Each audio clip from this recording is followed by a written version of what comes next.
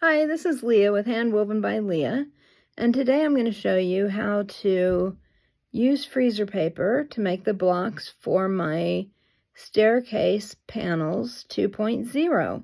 It's a new take on my original staircase panel. I hope you enjoy the video and we'll get started. First of all, what we're going to do is when you get your templates that looks like this. This one is B1, 2, and 3. What you're going to do is you want to fold the paper on this line and on this line. So what I do is I fold it this way and crease it good with my nails like that, and then I fold it back and crease it again one time. So that just makes it easier once you have ironed it onto the fabric to fold those back. So the second thing that we're going to do then is we're going to press it to the fabric. So we have this 3.5 by 3.5 inch piece of fabric here. I'm going to just center this on here. Doesn't have to be perfect. And what I'm doing is pressing on this greenish blue area.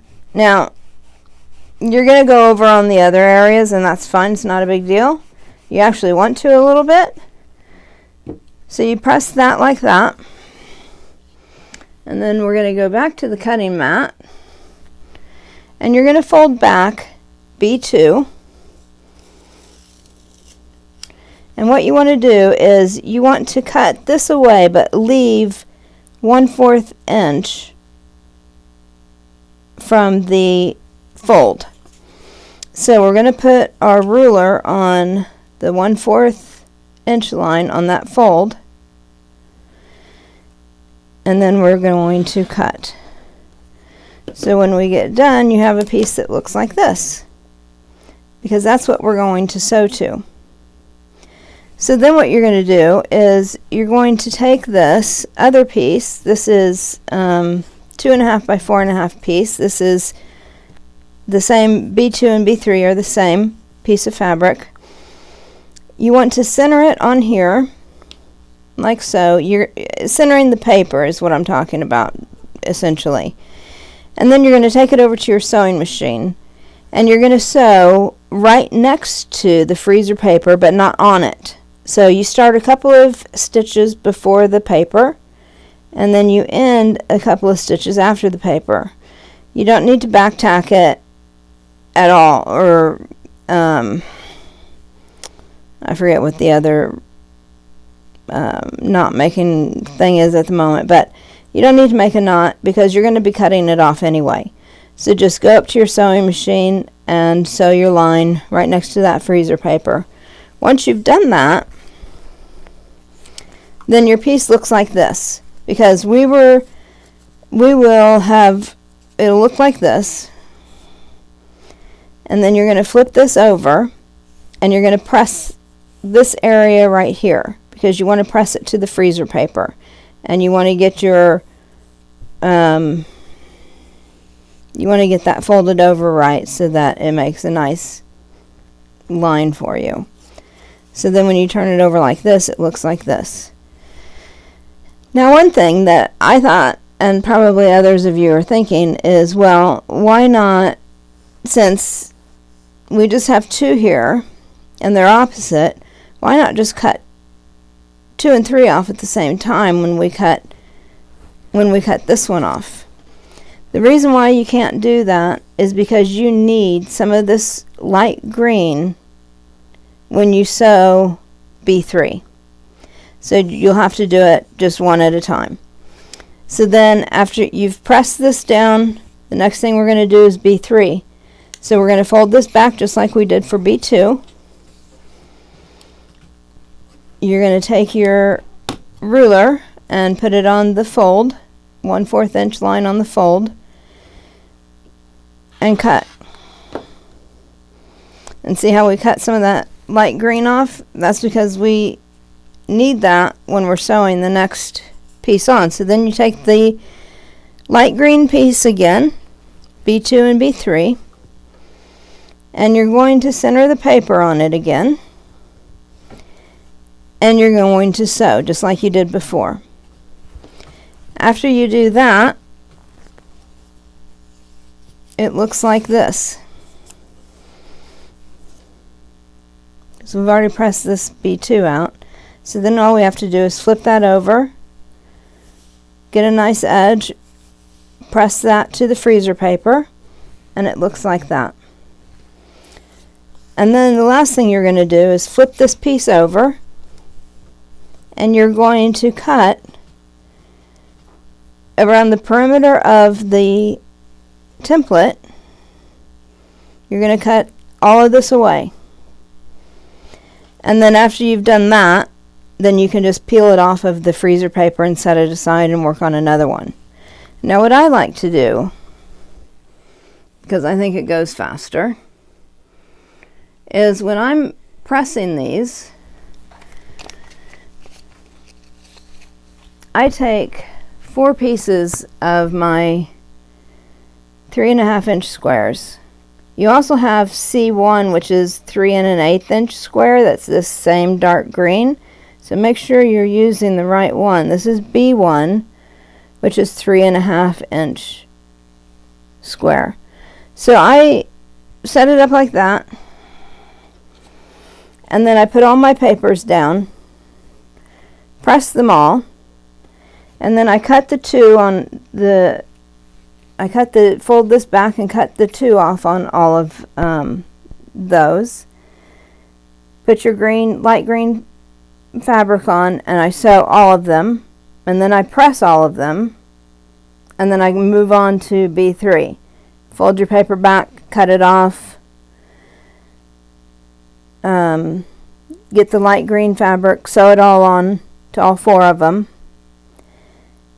and then you have, when you get done, you have 4 like this that you just cut apart, or you cut around the edge of your freezer paper. And so now you have 4 done really quickly rather than trying to do one at a time. So it's going to take a lot of freezer paper because there's a lot of pieces here, but just keep in mind that your A freezer paper, which looks like this, is going to be far fewer because you only need 1 of the A template per block. For the B template, you need 4 of these templates per block. So I start out, I just copy like 2 of the A pages, and then I copy like 4 of the B, and you reuse these. So once you peel it off of the, after you've cut it out around it, you peel it off the fabric, then you reuse it. You put them back down on your next 4 pieces of fabric, and you'll just keep reusing it like that until it doesn't stick to the fabric anymore. When it doesn't stick any longer, just throw it away and get new templates with freezer paper. So that's why I copy like 4 pages at a time, cut them out, and then I'm ready to go. I don't know how many it takes. I've never counted how many it takes in total of the freezer paper, but I would say each one of your templates can be used probably 4 to 6 times, something like that. So it's not too bad. And by doing it this way, the beauty of it is that you won't lose your, let me show you what it looks like when it's done. So this is a yellow one that I did, but you don't lose your points. So it looks like your points are to the edge right here, and they are. This one didn't turn out quite right, but see how here it's not all the way up to the edge, and that's not all the way up to the edge. I don't know what happened here. I probably don't have that sewn on right, but to begin with, it's all the way to the edge. When you put this piece on, which is C1, when you sew it on, the seam allowance is what takes it away from the edge of the block, so that when you sew it onto your next block, you're not losing your points. But with that being said, there's not a lot of give in this. So when you sew, you need to sew at scant 1/4 of an inch, because you need to trim all of your blocks to 8.5 inches prior to sewing the blocks together. So in doing so, if you were to sew these with a seam allowance of 1/4 inch, for one, you're not going to have room to square the block up, and you're probably going to lose your points. So make sure you're doing a scant 1/4 inch. I know I don't like doing it. I'm lucky enough to have a foot that's a scant 1/4 inch, but I know most people don't, so it can be a real pain. But for this, you really have to do it. There is I don't know if you guys have this or not. Let me find it. So I have this Ideal Seam Gauge. Let me see if I can get it in the picture right without the light making that ring on it. It does have a scant 1/4 inch. So you put this on your sewing machine bed, and you put the needle down into the scant 1/4 inch hole, and then you put a magnetic thing next to it.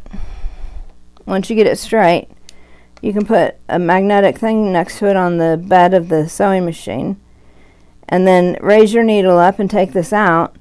And now when you sew, by leaving this on, you're going to be sewing at a scant 1/4 inch. That's the easiest way I've found to do a scant 1/4 inch without the use of my scant foot, which I only recently have had on this new machine that I purchased. Alright, so for the A template, you want to fold all the lines again first. So you're going to fold on this line, and this line. Now when you fold this line, see, that fold's going to come up into here. That's fine, just fold it. So I don't know if you can see where I'm at, but I'm just going to fold this real quick.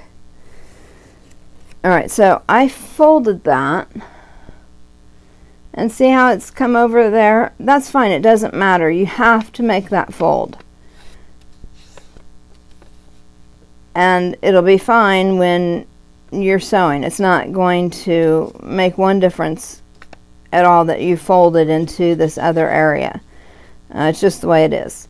So when you do anything with freezer paper, with the template, as long as you follow the template in number order, by just watching this one video, you can do it with any pattern. Just follow the numerical order.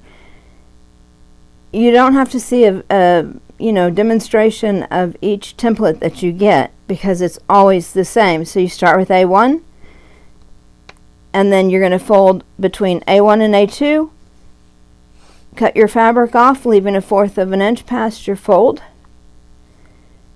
Then you're going to go to A3, so you're going to fold that back, and then you go to A4 and fold that back. So it's just following the numbers. So once you get the hang of doing the freezer paper, it's really super easy, and I like it so much better than regular paper piecing, because with regular paper piecing you have to sew on the paper, and then when you get done later, you have to pick all the paper off and pull it out of your seam, which can stretch your threads. So I did that once, and I said never again. And then I found this freezer paper method, and I absolutely love it. It's just so easy, and it makes everything extremely accurate. So this is when you get done. The center here is what the A template is. So that's what it looks like, this right here. So anyway, that is all I have for you today. I hope you enjoyed the video, and I look forward to talking to you soon. Have a great day. Bye.